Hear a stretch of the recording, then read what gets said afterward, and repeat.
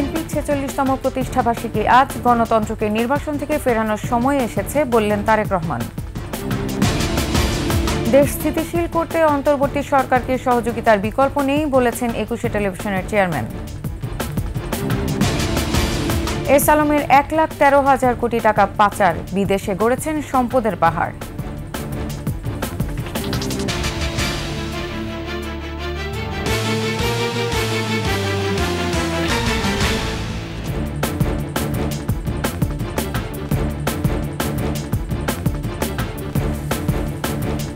শুনছিলেন first security ইসলামী bank পিএলসির সংবাদ শিরোনাম। আমন্ত্রণ জানাচ্ছি সকালের ২১ সংবাদে, সাথে আছি আমি নার্গিস মজিদ লিমা। দর্শক, ২১ টেলিভিশনের সংবাদ একই সাথে সরাসরি দেখতে পাবেন আমাদের ফেসবুক পেজ www.facebook.com/2124 অনলাইনে। এছাড়া সাবস্ক্রাইব করতে পারেন www.youtube.com/21eTV চ্যানেলে। বাংলাদেশে বহুদলীয় গণতন্ত্র ফেরাতে ১৯৭৮ সালের ১ সেপ্টেম্বর তৎকালীন রাষ্ট্রপতি জিয়াউর রহমান প্রতিষ্ঠা করেন বাংলাদেশ জাতীয়তাবাদী দল বিএনপি। নানা চড়াই উতরাই পেরিয়ে এবছর ৪৬তম প্রতিষ্ঠাবার্ষিকী পালন করছে দলটি। অর্থনৈতিক মুক্তি ও সাংস্কৃতিক স্বাধীনতার জন্য শুরু থেকেই লড়াই করে যাচ্ছে বিএনপি। মাহমুদ হাসানের প্রতিবেদন। সংবিধানের ৪র্থ সংশোধনীর মাধ্যমে একদলীয় বাকশাল প্রতিষ্ঠার পর রাজনীতিতে যে শূন্যতা তৈরি হয় তা পূরণ করতেই দেশবাসীর আকাঙ্ক্ষার ভিত্তিতে বিএনপির অভ্যুদয় ঘটে। ১৯৭৮ সালে ১ সেপ্টেম্বর বহুদলীয় গণতান্ত্রিক প্রক্রিয়া ফেরাতে বাংলাদেশ জাতীয়তাবাদী দল বিএনপি নামে নতুন রাজনৈতিক দলের ঘোষণা দেন জিয়াউর রহমান।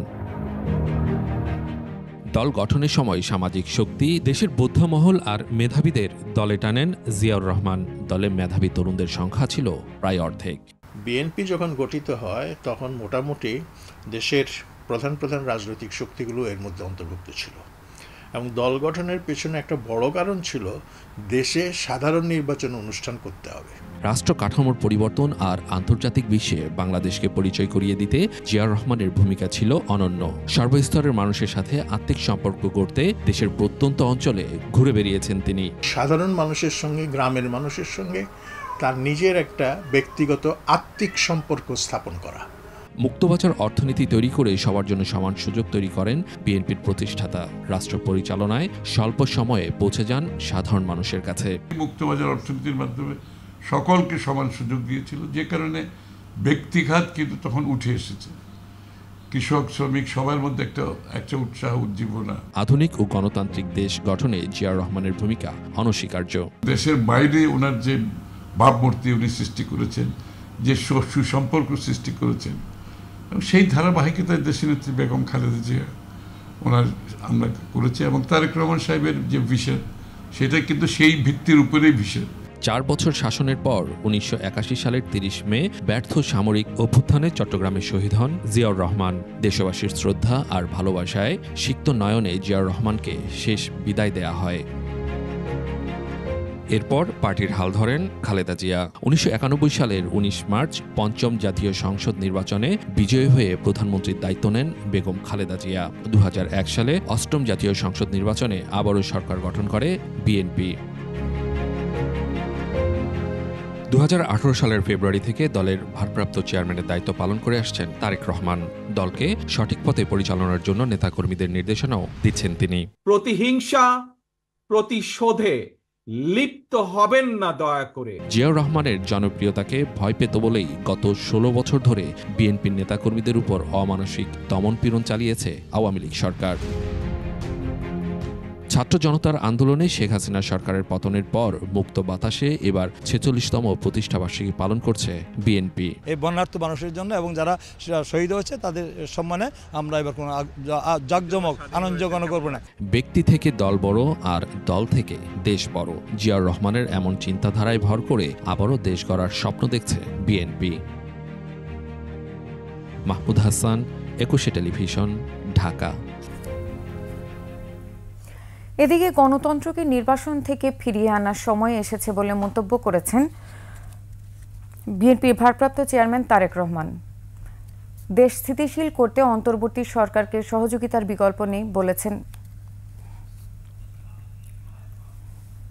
তিনি। বলেন, আইনের শাসন, মত প্রকাশ, সংবাদপত্র ও বিচার বিভাগীয় স্বাধীনতা নিশ্চিত করতে পারলেই দেড়যুগব্যাপী গণতান্ত্রিক আন্দোলনে শহীদদের আত্মদান সার্থক হবে। তিনি বলেন, দেশ জুড়ে যেন আর কখনোই গুম, হত্যা, বিচার বহির্ভূত হত্যা, নারী ও শিশুদের উপর পৈশাচিকতা, সন্ত্রাস, চাঁদাবাজি, দুর্নীতি, টাকা পাচারের মতো ঘৃণ্য বিভীষিকার পুনরাবৃত্তি আর না হয়। দেশের স্বাধীনতা, সার্বভৌমত্ব রক্ষা ও বহুদলীয় গণতন্ত্রের ধারা আবারও পুনঃপ্রতিষ্ঠা করাই এখন বিএনপির মূল লক্ষ্য বলেও জানান তারেক রহমান। ছাত্র জনতার গণ অভ্যুত্থানের মূল লক্ষ্যকে সামনে রেখে আগামীর বাংলাদেশ বিনির্মাণে সাংবাদিকদের অগ্রণী ভূমিকা পালন করতে হবে বলে মন্তব্য করেছেন ২১শে টেলিভিশনের চেয়ারম্যান ও সিইও আব্দুস সালাম। দুদিনব্যাপী প্রতিনিধি সম্মেলনের সমাপনী অনুষ্ঠানে প্রধান অতিথির বক্তব্যে তিনি বলেন, দেশের অবস্থা স্থিতিশীল করতে অন্তর্বর্তী সরকারকে সহযোগিতার বিকল্প নেই। এ সময় প্রতিষ্ঠানের ভাইস চেয়ারম্যান বলেন, ২১শে টেলিভিশন আবারও মাথা উঁচু করে গণমানুষের কথা বলবে। মফিউর রহমানের রিপোর্ট। সবাই করতালি দিয়ে স্যারকে, ম্যাডাম। ২১শে টেলিভিশনের প্রতিনিধি সম্মেলনে উপস্থিত হতেই প্রতিষ্ঠানটির চেয়ারম্যান ও সিইও আব্দুস সালাম এবং ভাইস চেয়ারম্যান তাজনবা মাহবুব সালামকে ফুলেল শুভেচ্ছা জানানো হয় প্রতিনিধিদের পক্ষ থেকে। ১ মিনিট নীরবতা পালন করা হয় ছাত্র জনতার আন্দোলনে শহীদদের স্মরণে। প্রধান অতিথির বক্তব্যে ২১শে টেলিভিশনের চেয়ারম্যান এবং সিইও বলেন, স্বৈরাচারী সরকার উৎখাতের আন্দোলনে সারা দেশে শহীদদের নিয়ে অনুসন্ধানী খবর এখনও গণমাধ্যমে উঠে আসেনি যথার্থভাবে, অথচ নতুন ইতিহাস নির্মাণে এগুলো অনন্য সম্পদ আমাদের। বিভিন্ন জেলায় সারা বাংলাদেশ জুড়ে এই সমস্ত ছাত্র, মজুর, রিক্সাওয়ালা যারা শহীদ হয়েছে, আমরা দেখেছি যে লাশ ভ্যানে করে এরকম জড়ো করে বিভিন্ন কবর দেওয়া হয়েছে। আপনাদেরকে এটা আমার অনুরোধ, আপনারা সেই সকল স্টোরি খুঁজবেন যেগুলো গণমাধ্যমে আসে নাই। গণ অভ্যুত্থানের মধ্য দিয়ে সৃষ্ট বর্তমান অন্তর্বর্তী সরকারকে দেশের স্বার্থেই সব দিক থেকে সহযোগিতা করতে সবাইকে এগিয়ে আসার আহ্বান জানান তিনি। ইন্টেরিয়াম গভর্নমেন্ট আছে, তাদের উপদেষ্টা যারাই আছে সবাই ভেরি গুড পারসন, তাদেরকে সহযোগিতা করতে হবে টু স্টেবল দিস গভর্নমেন্ট, এই স্থিতিশীল করার জন্য। কারণ এখনও দেখেন অনেক থানায় লোক নাই, আইন শৃঙ্খলা পরিস্থিতি ঠিক নাই, তারপরে অনেক জায়গায় কাজ হচ্ছে না। এখন আমাদেরকে হেল্প করতে হবে যাতে এগেইন এই যে প্রশাসনিক এবং যে সমস্ত আছে এটা রিবিল্ড হয়। আব্দুস সালাম বলেন, বিগত সরকারের দুর্নীতিসহ সব ধরনের অপকর্মের খবর আড়াল করতেই ২১শে টেলিভিশন দখল করে রাখা হয়েছিল দীর্ঘ ৯ বছর। যারা সাংবাদিকতা হচ্ছে একটা পেশা, যে পেশায় ফার্স্টে হচ্ছে নৈতিকতা প্রশ্নটা আসে এবং মানুষের পাশে দাঁড়ানো, এটাই তো আপনাদের কাজ। প্রতিষ্ঠানের ভাইস চেয়ারম্যান তাজনবা মাহবুব সালাম বলেন, ২১শে টেলিভিশনকে আবারও ২১এর চেতনায় দেশের ১ নম্বর চ্যানেল হিসেবে প্রতিষ্ঠিত করতে হবে। If you follow your dreams, you can achieve your goals. But if you follow your obstacles, you cannot fulfill your dreams properly. কারণ বাধাকে অতিক্রম করতে হবে। বাধা দেখে আমরা পিছপা হব না, আমরা এগিয়ে যাব। আমরা আমাদের চেয়ারম্যান স্যারের সহযোগিতায় তার যে জ্ঞান, তার যে বুদ্ধি আল্লাহ দিয়েছেন, সেটাকে রপ্ত করে তার ইনস্ট্রাকশন অনুযায়ী আমরা এই ২১শে টেলিভিশনকে আবারও ১ নম্বরে নিয়ে যাব। নতুন প্রযুক্তি সংমিশ্রণে সংবাদ পরিবেশনে এই সম্মেলন অনেক বেশি ভূমিকা রাখবে বলে মন্তব্য করেন সারা দেশের প্রতিনিধিরা। এখন যে বিভিন্ন ধরনের যে রিপোর্টিংয়ের যে স্টাইলটা, এটা নতুন নতুন অনেক জিনিস আমরা জানলাম। আমরা আধুনিক ডিভাইসের যে ব্যবহার, এই ব্যবহারগুলো আমরা শিখলাম। ২১শে আবারও নির্ভয়ে গণমানুষের কথা বলবে বলে বিশ্বাস তাদের। আমি আশাবাদী, আশা করি যে আগামীতে ২১শে টেলিভিশন উন্মুক্ত, অবারিতভাবে সাধারণ মানুষের কথা বলতে পারবে। জনগণ যে নিউজটা চাই, সত্য এবং ন্যায়ের যে নিউজটা চাই, সেই নিউজটা যদি আমরা এখানে উপস্থাপন করতে পারি, অবশ্যই পূর্ব অবস্থানে ২১শে টেলিভিশন ফিরে যাবে। দ্বিতীয় দিনের শুরুতে national desk in charge Mushfika Nazneen এর তত্ত্বাবধানে নিউজ আইডিয়া নিয়ে গ্রুপ ভিত্তিক কাজের অংশ নেন তারা। টেলিভিশন থেকে ডিজিটাল প্রোডাকশন রূপান্তর এবং স্টোরি হান্টিং বিষয়ে সেশন পরিচালনা করেন deputy head of news Harunur Rashid. কেউ জানে না। বার্তা সম্পাদক আবু হানিফা এবং বুলবুল চৌধুরী আলোচনা করেন স্ক্রিপ্ট লেখা এবং এডিটিং বিষয়ে, যে আমাদের খুব একটা সমস্যা। এছাড়া online broadcast, camera, video editing, production, IT সহ নানা বিষয়ে অনুষ্ঠিত হয় আলাদা সেশন। প্যারাটা বা আপনাদের স্ক্রিপ্টটা যেটা পাঠান সব প্রতিদিন আসবে, আপনি মফিউর রহমান, একুশে টেলিভিশন, ঢাকা। এস আলম তার স্ত্রী ও 2 সন্তানের বিরুদ্ধে 1,13,245 কোটি টাকা পাচারের তথ্য পেয়েছে সিআইডি। অফশোর ব্যাংকিং, হুন্ডি ও বাণিজ্যের আড়ালে এই অর্থ পাচার করা হয়েছে। রাজীব জামানের রিপোর্ট। সাইফুল আলম মাসুদ ওরফে এস আলম ভয়ঙ্কর এক ব্যাংক লুটেরা, অর্থ পাচারকারী। পিছিয়ে নেই তার স্ত্রী ফারজানা পারভিন, ছেলে আহসানুল আলম ও আশরাফুল আলমও। পরিবারের সবার বিরুদ্ধেই অর্থ পাচারের প্রাথমিক প্রমাণ মিলেছে। প্রতারণা, হুন্ডি ও বাণিজ্যের আড়ালে দেশ থেকে অর্থ পাচার করে সিঙ্গাপুর, সাইপ্রাস, মালয়েশিয়া ও ইউরোপের বিভিন্ন দেশে স্থাবর অস্থাবর সম্পদ ক্রয় ও ব্যবসা প্রতিষ্ঠান পরিচালনা করছেন। এখন পর্যন্ত পুলিশের অপরাধ তদন্ত বিভাগ সিআইডির financial crime unit S Alam ও তার সহযোগীদের 1,13,245 কোটি টাকা পাচারের তথ্য পেয়েছে। পাচারকৃত অর্থে সিঙ্গাপুরে প্রায় 245 কোটি 74 লাখ টাকা পরিশোধিত মূলধনের ক্যানালি লজিস্টিক্স লিমিটেড নামক প্রতিষ্ঠান গড়ে তুলেছেন এস আলম। এছাড়া ভুয়া নথি, জাল জালিয়াতি এবং প্রতারণার আশ্রয় নিয়ে আমদানি রপ্তানি ও বিনিয়োগের নামে দেশের 6টি ব্যাংক থেকে 95,000 কোটি টাকার ঋণ আত্মসাৎ করে পাচার করেছে এস আলম ও তার সহযোগীরা। সিআইডি বলছে এস আলম বিদেশে ভুয়া কোম্পানি খুলে অফশোর ব্যাংকিং এর মাধ্যমেও 18,000 কোটি টাকা পাচার করেছেন। রাজীব জামান, একুশে টেলিভিশন, ঢাকা। নিচ্ছি সংবাদ বিরতি। যখন ফিরছি তখন অন্যান্য খবরের সঙ্গে আরো যা থাকবে। সাভার থানার সামনে ভ্যানে লাশের স্তূপের ভাইরাল ভিডিও, দেশ জুড়ে তোলপাড়।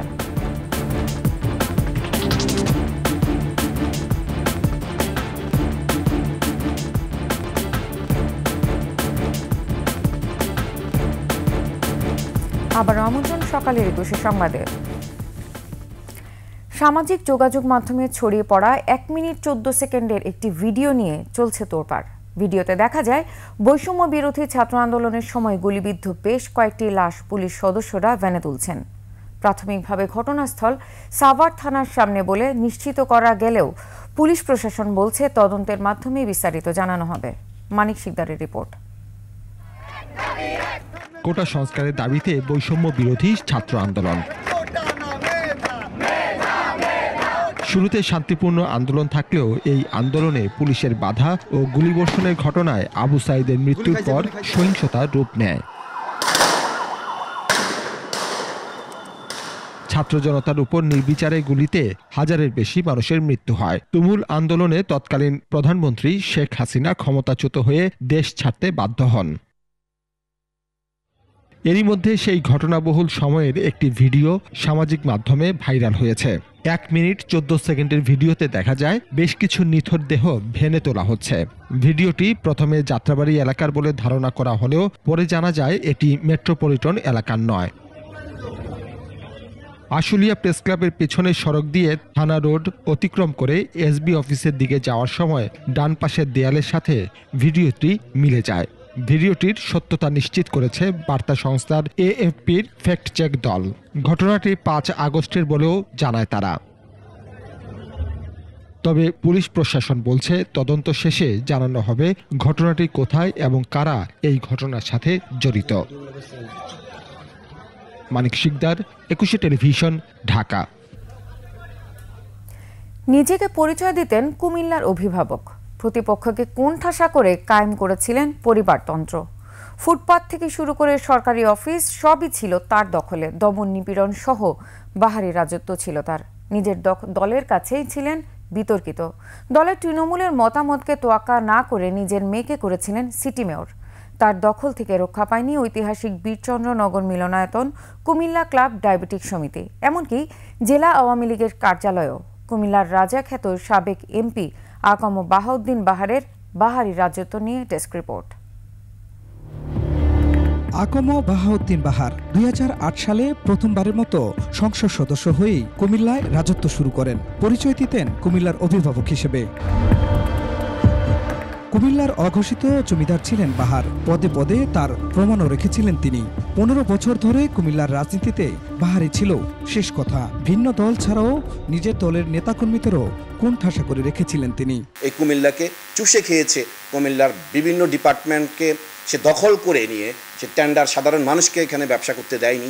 গত ইলেকশনের আগে ব্যাংক ঋণ ছিল ওনার, সবাই থেকে নিয়ে এই 40 লক্ষ টাকাটা কত সামথিং 40 লক্ষ টাকা দিয়ে গেছে। আজকে দেখেন উনি হাজার হাজার কোটি টাকার মালিক। কিভাবে আসলো? এদিকে আলাদিনের চেরাগ। কুমিল্লা শহরের মানুষের মধ্যে এমন একটা ভয়ভীতি ছিল, একটা বিয়ের অনুষ্ঠান করতে হলে তাকে নিয়ে তার অনুমতি নিতে হবে, কাকে দাঁত দিবে না দিবে।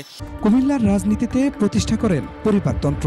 আওয়ামী লীগের অধিকাংশ কমিটির বড় পদে বসিয়েছেন পরিবারের সদস্যদের। প্রভাব খাটিয়ে 9 মার্চের কুমিল্লা সিটি কর্পোরেশনের উপনির্বাচনে মেয়ে সূচনাকে বানিয়েছেন মেয়র।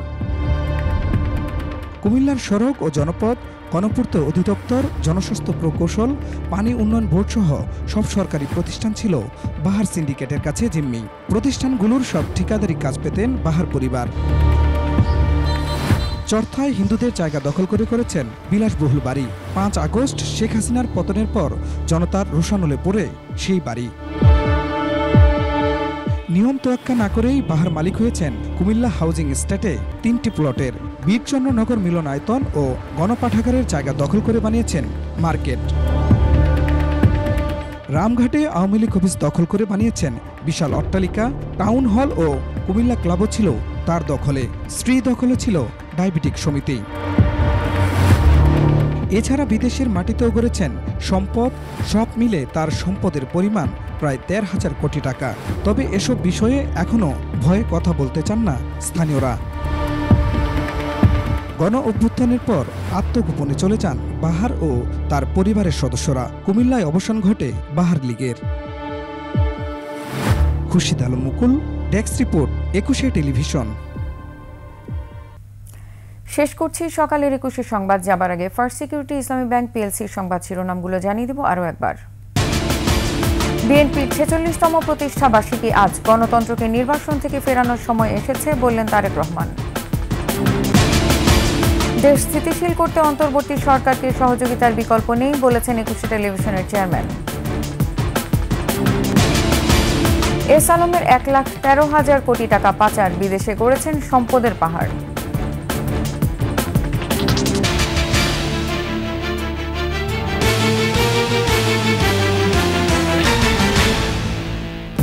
সর্বশেষ সংবাদ জানতে ডায়াল করুন 2021 নম্বরে আর ভিজিট করুন 21-tv.com ওয়েবসাইটে।